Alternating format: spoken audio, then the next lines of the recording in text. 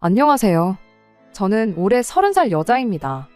학교 다닐 때 성적은 전교 등수에 들어가는 상위권이었지만 집안 환경이 어려웠던지라 원하던 대학교에 진학하는 걸 포기하고 전문대에 들어갔어요. 2년 짧은 대학 생활하면서 아르바이트도 쉬어본 적이 없었습니다. 제 학비랑 생활비 전부 다 제가 벌어서 했고 졸업하자마자 한 달도 쉬어보지 못하고 곧바로 취직을 했어요. 제 입으로 이런 말 하기는 뭐하지만 제 또래의 그 누구와 비교해도 정말 그 누구보다 더 열심히 살아왔다고 스스로 자부할 수 있습니다. 아르바이트로 돈을 벌긴 했지만 회사에서 주는 월급과 알바비는 액수부터 차이가 나더라고요.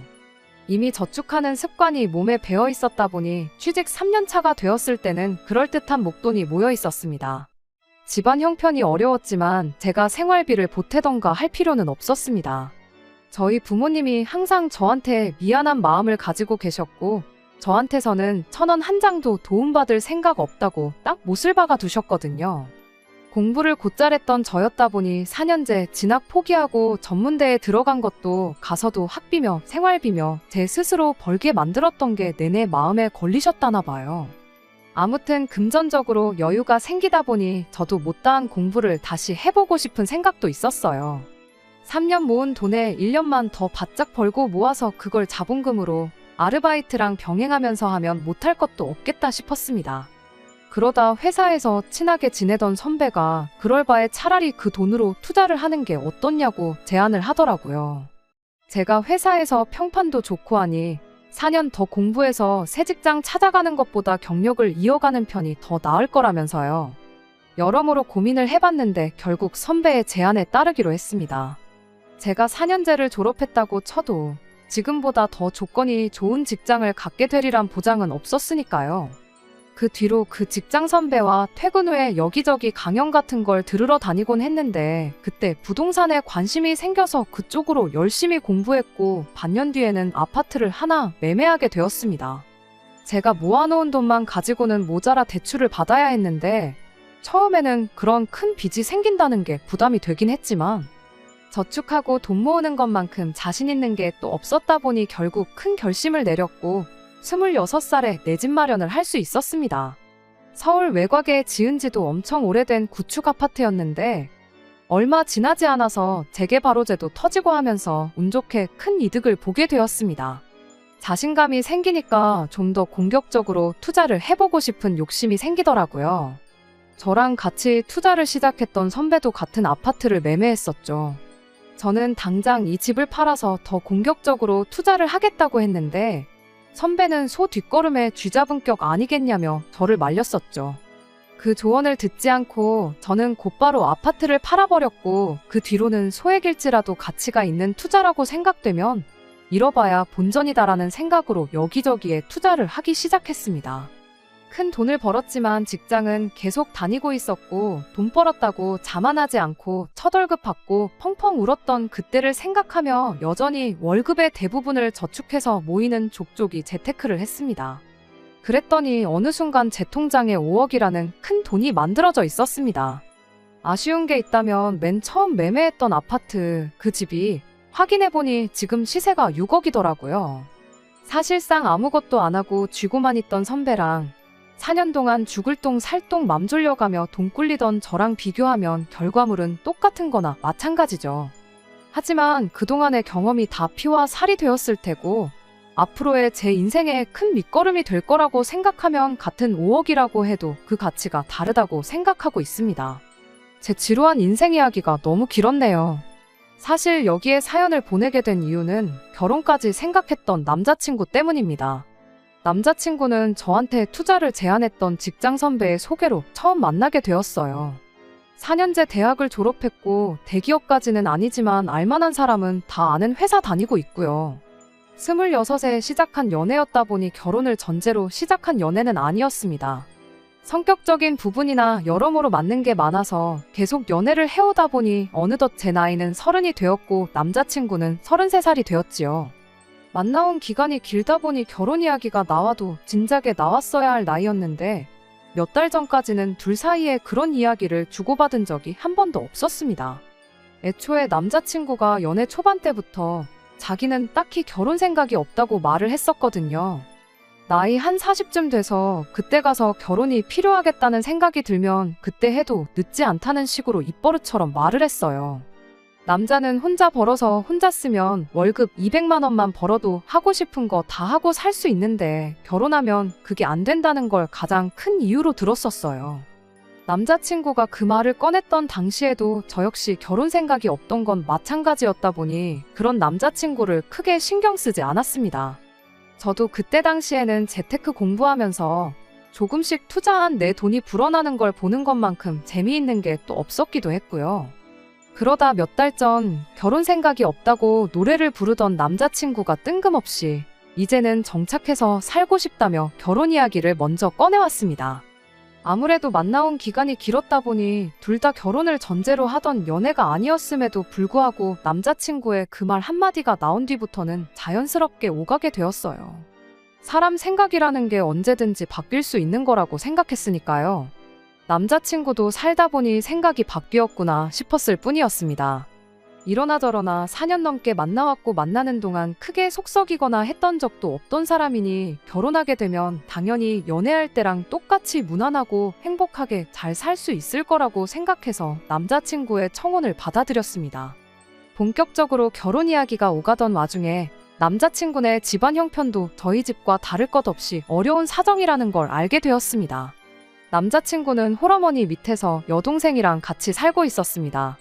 아버지는 돌아가신 건 아니고 어릴 적에 연락이 두절돼서 여태껏 생사도 모르고 지내고 있다는 사실을 알려줬어요.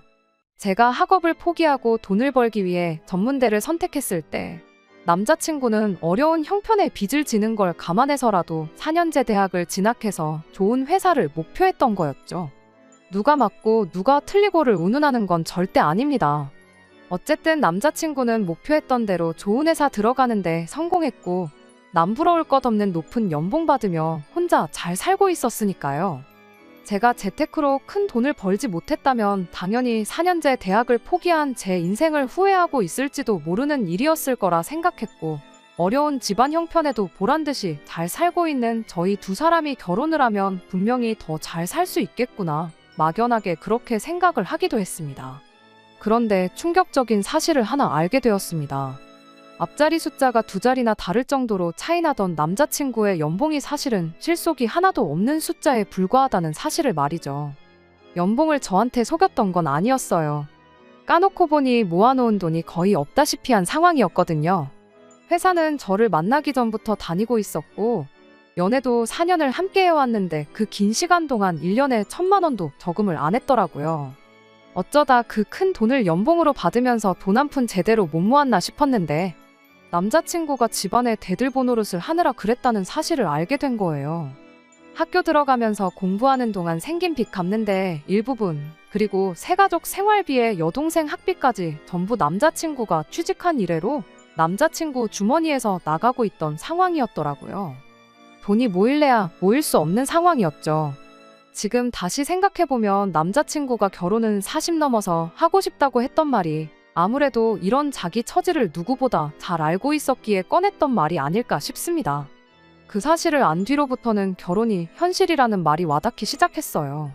지금이야 시간을 돌릴 수만 있다면 이때 이 사실을 알게 되었을 때 시원하게 결혼 이야기도 없던 걸로 하고 그만 만나자고 했을 테지만 그때 당시에는 4년 연애한 시간도 시간이고 모아놓은 돈이 없다고 해서 청혼 받아들인 지 한 달도 안 돼서 결혼을 무르자고 말을 꺼낼 자신도 없었지요. 그저 긍정적인 부분만 생각하는 거 말곤 말이에요. 더군다나 제가 여태껏 모아놓은 돈에 대해서는 남자친구한테 단 한 번도 말을 꺼낸 적이 없었다 보니 나보다 모아놓은 돈이 없다는 이유만 가지고 결혼을 무르자고 할 수도 없던 상황이기도 했네요. 그래도 긍정적인 방향으로 생각하다 보니 어떻게 잘만 해보면 이 결혼이 무조건 나쁘지 않겠다 하는 생각이 들기도 했습니다. 이러나 저러나 남자친구가 저보다 높은 연봉을 받고 있는 건 사실이었으니까요. 제 돈으로, 제 명의로 집 구해서 신혼살림 차리고 결혼식도 조촐하게 하고 허례허식 생략하고 신혼여행도 가까운 제주도나 일본 정도 다녀오면 결혼 비용도 많이 아낄 수 있겠다는 계산이었어요. 여의치 않으면 신혼여행은 또 안 가버리면 그만이었고요. 생활비는 제 월급으로 어떻게 해보고 남편 월급은 고스란히 저축해서 목돈이 되면 재테크를 하는 식으로 한다면 어쨌든 투자를 할 목돈은 지금보다 훨씬 빠르게 모일 테니 몇 년 뒤면 그 돈도 메꾸지 않겠나 하는 계산이었어요. 긍정적인 것만 생각하자는 건 저뿐만이 아니라 남자친구도 마찬가지였지요. 다만 현실적인 부분을 생각하는 게 아니고 계속 뜬구름 잡는 이야기만 하는 게 문제였어요. 요즘 출산율 때문에 나라가 망한다느니 어쩐다느니 하는 뉴스만 나오는데 아이는 한 셋쯤 낳아야지 나라에 이바지할 수 있는 거 아니냐. 나는 딸만 셋이든 아들만 셋이든 상관없다고. 그냥 하늘이 보내준 천사라고 생각하고 사랑으로 키우자 하는 그런 뜬구름 잡는 이야기 말이죠. 안 그래도 하루하루 지나갈수록 아무리 긍정적인 부분만 보려고 노력하고 있었다고 하지만 이 결혼에 대한 확신이 점점 더 옅어져만 가는데 남자친구는 속도 없이 저런 뜬구름 잡는 소리나 하고 있으니 저도 그 말에는 신경질적으로 나갈 수밖에 없었습니다. 출산율 때문에 나라가 어렵다는 건 알겠는데 암만 나라에서 지원을 잘해준다고 해도 애들이 혼자 크는 건 아니지 않느냐고. 당장 모아놓은 돈도 없는데 집도절도 없이 애들만 낳아서 뭐하냐고요. 지금 상황이면 결혼하고 나서도 맞벌이는 선택이 아니라 필수인 상황인데 현실적으로 도움이 되는 생각 좀 했으면 좋겠다고 남자친구한테 타일러 말했어요. 제 말에 남자친구는 누가 그런 현실적인 거 생각 안 해본 줄 아냐며 반박을 하더라고요. 당연히 결혼하면 맞벌이 유지할 생각이라고. 그리고 애가 지 혼자 크는 거 아닌 거 누가 모르겠냐며 자기도 다 생각이 있어서 꺼낸 이야기라고 하더군요. 그 순간에는 저도 잠깐 반성했어요. 결혼 이야기 오가던 와중에 남자친구가 모아놓은 돈이 하나도 없다는 사실을 알고는 제가 모아놓은 돈이 얼마나 있는지 말을 안 해줬기도 했고, 남자친구는 모아놓은 돈이 부족한 와중에도 저랑 행복한 미래를 그리려고 노력 중인데 남자친구는 모르고 저만 알고 있는 사실을 가지고 혼자 전전긍긍했던 저였으니 말이에요. 그래서 남자친구한테 앞으로 계획이 어떻게 되는지 알고 싶다고 말해달라고 했어요. 그 계획에 따라서 저는 제 돈 5억의 존재를 사실대로 말해주고 더 현실적인 계획을 잘 세워서 앞으로 행복하게 잘 살아보자고 할 계획이었는데, 결론부터 말하자면 남자친구의 장대한 그 계획 덕분에 결혼 뒤집어 엎어버리는 건 물론이고 평생 모르는 사람으로 지내자고 잔인하게 이별 선언하고 뒤돌아 나왔습니다. 남자친구는 집 문제부터 이야기를 꺼냈어요. 결혼하면 일단 지금 자기가 어머니랑 여동생과 같이 살고 있는 집에 신혼살림을 차리자고 하더군요. 일단 거기서 살면서 돈을 모으자고 하는 소리였죠. 남자친구네는 거실 딸린 방 2개짜리 17평 아파트에 방 2개는 각각 어머님이랑 여동생이 쓰고 있는 상황이었어요. 남자친구는 거실에 침대 놓고 파티션 같은 걸로 가벽을 세워서 거실을 방처럼 쓰고 있었다고 합니다. 17평 아파트 거실이 넓어봐야 얼마나 넓겠어요. 제 나름대로 부동산 공부를 열심히 했다 보니 아파트 구조에 대해서도 나름 빠삭한 편이었다 보니 안 봐도 그림이 다 그려지더라고요. 그래서 곧바로 따져 물었어요. 거실에 침대 하나랑 책상 하나 들어가 있는 게 고작 아니냐고. 애초에 17평 아파트에 지금 셋이서 사는 것도 미어 터지지 않냐. 그런데 지금 그 집에 나까지 들어가서 살자는 거냐 한마디 했죠. 그러자 남자친구가 마치 제 입에서 그 말이 나오길 기다렸다는 듯이 곧바로 대답을 하더라고요. 그럼 집을 새로 알아보는 게 어떻겠냐고 하면서 지금 가족들하고 살고 있는 집이 어머니 명의로 되어 있는 전세인데 보증금을 빼면 1억 5천 정도 나온다고. 그러면 그 돈 합쳐서 6억 5천 정도 하는 집을 알아보면 어떻겠냐고 하는 겁니다. 그 정도 돈이면 위치 괜찮은 곳에 전세로 들어갈 수도 있고 아니면 서울 외곽의 구축 아파트 평수 넓은 아파트도 하나 구할 수 있지 않겠냐면서 말이에요. 방이 3개짜리고 4개짜리고 30평 되고 40평 되고 그런 게 중요한 게 아니었어요. 그 말을 듣는 순간 구체적인 액수를 정해놓은 사실을 두고 안 좋은 촉이 오기 시작했습니다. 새로 구해보자는 그 집이 어머님 전세금을 빼면 제가 모아놓은 돈하고 딱 맞아 떨어지는 금액이었으니까요. 애초에 6억이면 6억, 7억이면 7억이라고 하지. 콕 집어서 6억 5천이라고 하는데 그 순간에는 제가 아니라 그 누구였을지라도 저랑 똑같이 의심부터 했을 거라고 생각합니다. 그래도 속단은 하지 말자는 생각에 남자친구한테 떠보듯이 이야기를 꺼냈어요. 그런데 왜 자꾸 가족들하고 같이 살 생각만 하느냐 먼저 물어봤죠. 남자친구는 육아 때문에 그렇다고 대답을 하더군요. 아이 태어나면 어머니한테 아이를 봐달라고 할 것이고 그러면 맞벌이도 계속 할 수 있지 않겠냐며 무조건 어머니랑 같이 사는 게 이득이라고 저를 설득하려 들었습니다. 동생은 졸업하고 취직하면 독립해 나갈 건데 그때까지만 같이 살게 해주자고 했고요. 그래서 저도 당장 태어나지도 않을 아이를 가지고 그러지 말고 아니면 차라리 단칸방에 월세로 시작해보는 건 어떠냐고 물어봤죠. 어차피 거실에 가벽 세우고 신혼생활 할 생각이 있었으면 단칸방에서 시작하는 건 어떠냐 하고 물었는데 남자친구는 5억이나 있는데 왜 단칸방 이야기를 하냐고 대답을 하더니 자기도 아차 싶었는지 낭패다 하는 표정을 짓더군요. 알고 보니 남자친구는 제가 모아놓은 돈의 존재를 알고 있던 거였어요. 40살 넘어서 결혼한다고 했던 말을 바꾸고 저한테 결혼 이야기를 넌지시 꺼냈던 것도 제가 돈이 있다는 걸 알고 나서 그랬던 거더라고요. 어떻게 알았냐고 물어보니 제 직장 선배한테 들었다고 해요. 그렇다고 해서 자기가 제 돈을 노리고 저랑 결혼하자고 말을 꺼낸 건 아니랍니다. 결혼하고 싶다는 생각이 들 때쯤 해서 자기가 모아놓은 돈이고 뭐고 아무것도 없고 집안에 대들보 노릇을 하고 있는 게 마음에 걸렸다고 하더라고요. 그래서 저랑도 잘 알고 자기랑도 친하던 제 직장 선배한테 고민을 털어놓은 적이 있었는데 그때 직장 선배가 제가 돈이 못해도 5억은 있을 거라는 사실을 알려줬다네요. 하지만 제 돈은 제 돈이고 가족들 뒷바라지는 포기할 수 없는 노릇이었으니 나름대로 머리를 썼던 거예요. 17평 아파트에 가벽 세워서 신혼살림 차리자고 했을 때 그걸 좋다구나 하고 그러자고 할 사람이 없을 거잖아요.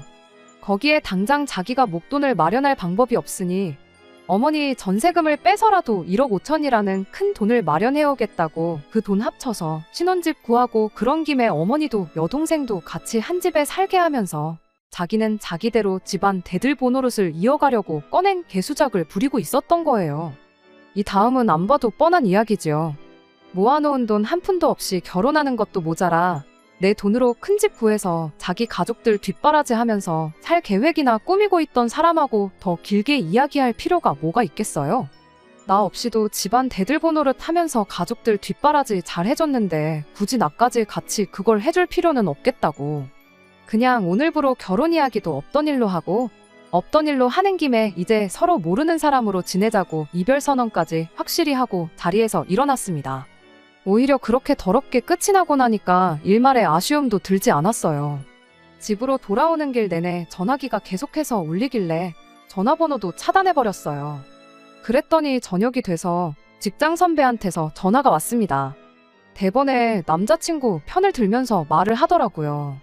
처음부터 모아놓은 돈에 대해서 말을 안 해준 제 잘못이라고 하길래 그럼 선배라면 결혼하자는 사람이 모아놓은 돈이 한 푼도 없는 사실을 알게 되면 나한테 5억이 있으니까 걱정 말고 결혼하자고 말할 수 있냐고 물어봤죠.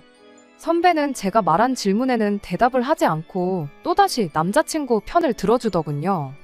남자친구가 그래도 너보다 돈을 훨씬 더 잘 벌지 않냐고 월급 이야기를 꺼내길래 그 가족들한테 들어가는 돈은 얼만지나 알고 그러시냐고 따져 물었어요. 선배는 그런 저를 두고 사람이 왜 그렇게 이기적이냐, 인생 혼자 사는 거 아니다 하면서 그렇게 이것저것 따지다간 평생 결혼을 못할 거라고 하더라고요. 4년이나 만나놓고 결혼을 이렇게 뒤집어버리면 남자친구가 뭐가 되냐며 자꾸 그쪽 편을 드는데 남자친구가 4년 허비했으면 나도 똑같이 4년 날려먹은 거라고.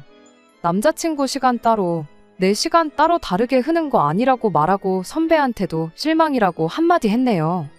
어련히 때가 되면 내가 말했을 내 재산인데 마음대로 남자친구한테 알려준 게 선배 아니냐고요. 애초에 이 사단이 선배가 남자친구한테 내 돈이 얼마나 있는지 맘대로 말해줘서 생긴 일 아니겠냐고. 선배야말로 결혼 준비 시작했던 몇 달이나마 내 인생 낭비하게 만든 거 모르냐. 정말 사람 다시 봤다고.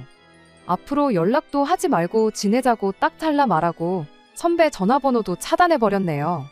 남자친구야 내 돈으로 가족들 챙길 생각뿐이었으니 당연히 연을 끊어도 모자랄 게 없다고 생각하지만 선배의 경우에는 아직도 안타까운 마음이 들어요. 어쨌든 제가 돈을 이만큼 모을 수 있는데 가장 큰 영향을 끼치기도 한 사람이기도 하고 제가 가족처럼 믿었던 사람이었다 보니 제 돈이 얼마나 있는지 가족들 다음으로 맨 처음 말해줬던 사람이기도 하거든요.